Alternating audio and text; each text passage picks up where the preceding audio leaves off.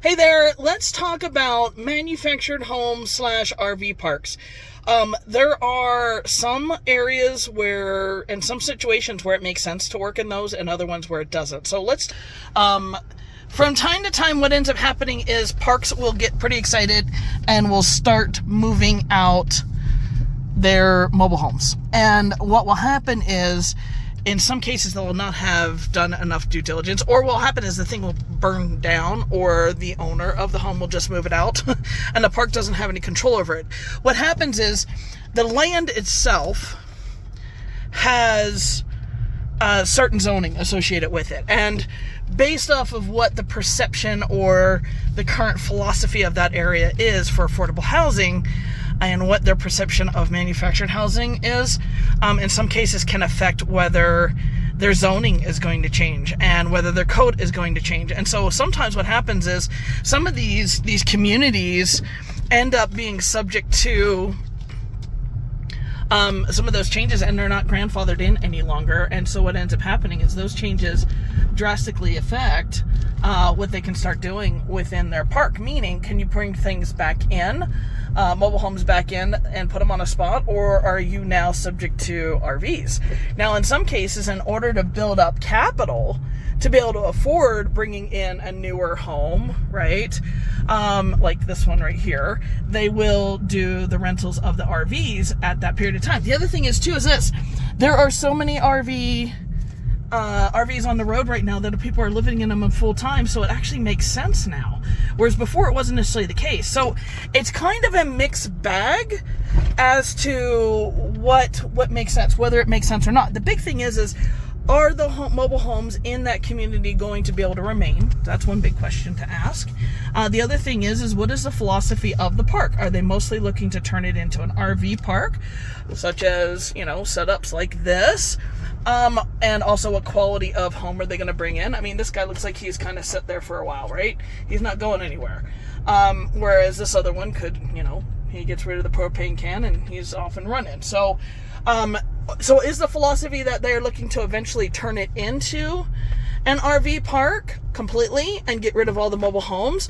Or is it a mix? Or are they in certain areas where manufactured homes are on one side and RVs on another side? And that's pretty common with a lot of communities. In fact, we actually just bought this one right here, and right next to it is an RV. Now, in this community, people seem to live copacetically and just be like cool with hanging out, in the community with an RV potentially, coming in, going out of the lot next to them, and it doesn't affect resale value. Whereas in some communities, it definitely does. So like I said, what is the philosophy of the park ownership? What are they looking to do?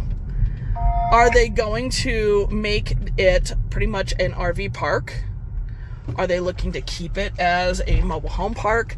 And how does that affect resale? The other thing is too, along with that, is how is that going to affect the numbers on this, as far as how long it's going to take me to sell it, because it's not everybody's cup of tea, as far as living next to somebody that could be in an RV and they don't know who's going to be next to them at any given time, and the perception of that. So there's a lot of different questions that need to be answered. For us, it makes sense because the park ownership here loves us. They are helping to advocate for the resale of our homes. Homes typically sell pretty quickly. You don't see very many homes for sale. When they come available, they sell pretty quickly.